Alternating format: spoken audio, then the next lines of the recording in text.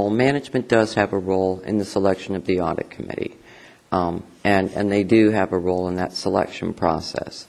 And that, I think, is, something that I thought was okay to leave in, even though I generally think management should not be involved in the selection or the selection process or the appointment of the city auditor or audit committee. But I was certainly willing to leave that in order to ensure that the city auditor would be appointed by the audit committee. That does give management a role. If there's something in the Yellow Book that says that management should participate in the process, I'd like to see the government auditing standards that say that. When I look at government auditing standards, when I look at standards for audit committee, when I read the 2007 revisions to the Yellow Book, and it talks about auditor independence, when it talks about auditor independence, not just in fact, but also in appearance, when it talks about impairments, external and internal impairments, and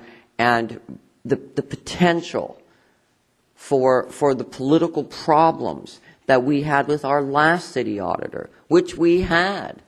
It was the IBA's office who pointed out that Mr. John Terrell actually had to change and was encouraged to change the conclusions in the executive summary of the Internal Financial Controls Report. And there are reasons why the Yellow Book is written that way. There are reasons why people say things should be independent.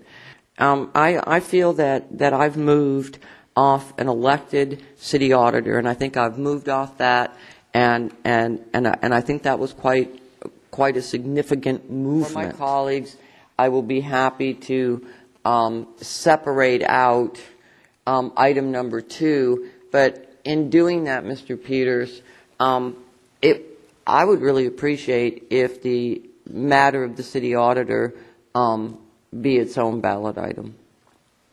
Well, it's a $365,000 proposition, so I think we should leave that to the council as well.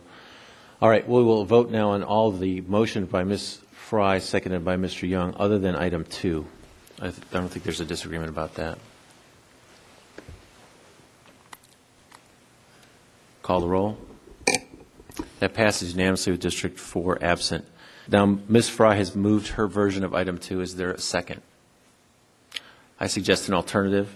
The internal auditor shall be appointed by the audit committee in consultation with the city manager and confirmed by the city council. I would support that. This is a big move off of the notion that the mayor would appoint the city auditor, which is something that's bothered Ms. Fry and concerned a lot of people. I think the version that we had that received 5 votes last week, which talked about the appointment by the city manager in consultation with the audit committee and confirmed by the council, was the right way to go for all the reasons I elaborated earlier. And so while I appreciate what you're trying to do on this, I still believe that the other version, which we passed 2 weeks ago, is more appropriate and keeping in line with the recommendations that we've received by those other entities.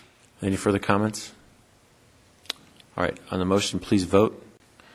That fails 4-2 with Mr. Faulkner and Mr. Fry voting no. Is there a motion to continue to the 25th? So moved. Which I'll second. Passes 5-0.